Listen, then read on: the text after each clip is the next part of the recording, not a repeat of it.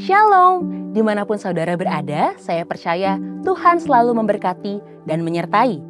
Seperti yang kita tahu, visi Tuhan untuk gereja GBI Gatsu tahun ini adalah tahun paradigma yang baru.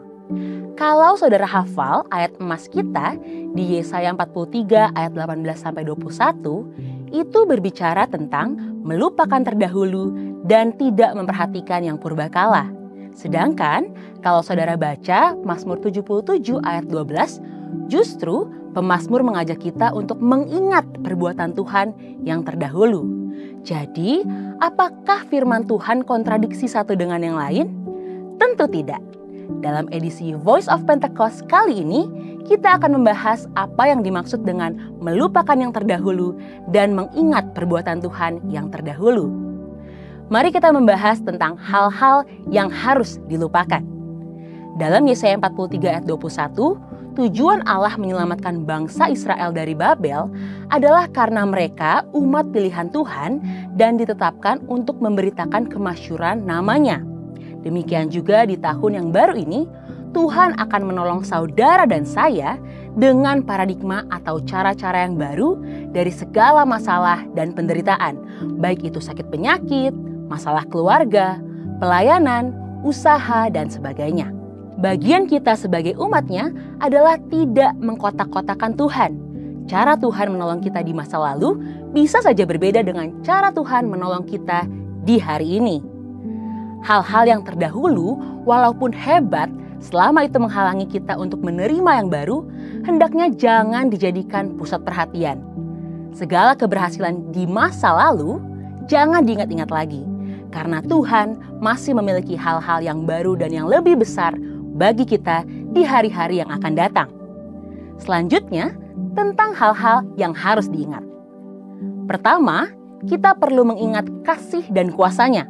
Mazmur 77 ayat 12-13 berkata, "Aku hendak mengingat perbuatan-perbuatan Tuhan. Ya, aku hendak mengingat keajaiban-keajaiban-Mu dari zaman purbakala. Aku hendak menyebut-nyebut segala pekerjaan-Mu dan merenungkan perbuatan-perbuatan-Mu."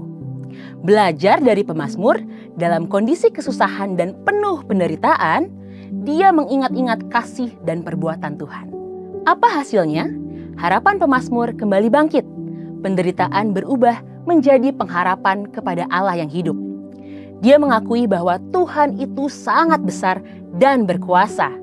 Percaya bahwa perjanjiannya tetap turun-temurun dan yakin Tuhan akan melepaskan umatnya dari penderitaan seperti yang terjadi di zaman Musa dan Harun. Dan pada akhirnya pemazmur sampai pada kesimpulan di dalam Mazmur 77 ayatnya yang ke-14. Ya Allah, jalan-Mu adalah kudus. Allah manakah yang begitu besar seperti Allah kami? Saudara, dalam hidup ini terkadang Tuhan juga izinkan kita mengalami penderitaan yang berat.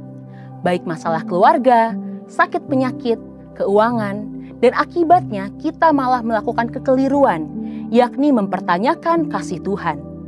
Masalah dan penderitaan boleh datang, tetapi biarlah kita tetap mengingat-ingat kasih dan kuasa-Nya.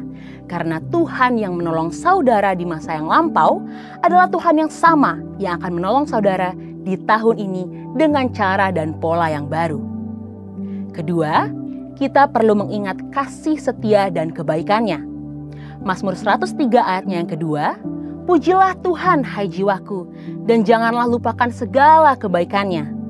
Orang percaya kadang-kadang diizinkan Tuhan mengalami penderitaan yang sangat berat, dan seringkali seperti pemazmur juga mempertanyakan kasih Tuhan. Namun, jika kita terus berfokus kepada penderitaan, maka kita akan kehilangan sukacita dan iman kita akan menjadi lemah. Oleh sebab itu, hendaklah kita tetap berseru kepada Tuhan, sambil terus mengingat kasih setia dan kebaikan yang Tuhan perbuat untuk kita di masa yang lalu. Pengalaman masa lalu itu akan meyakinkan kita bahwa Tuhan tidak akan pernah meninggalkan kita, sekalipun kita dalam penderitaan. Dia adalah Immanuel yang selalu menyertai kita dan gembala yang baik yang memelihara seluruh kehidupan kita, bahkan ketika kita melewati lembah kekelaman. Di tahun paradigma yang baru ini, Tuhan akan menolong kita dengan cara yang baru. Bagian kita adalah mengingat akan kuasa, kasih setia, pertolongan, dan kebaikan Tuhan. Hanya pada Tuhan sajalah pengharapan kita. Saudara, untuk penjelasan lebih lengkapnya dari tim teologi kami, silahkan klik link yang ada di atas atau scan QR Code yang tersedia. Immanuel, Tuhan Yesus memberkati.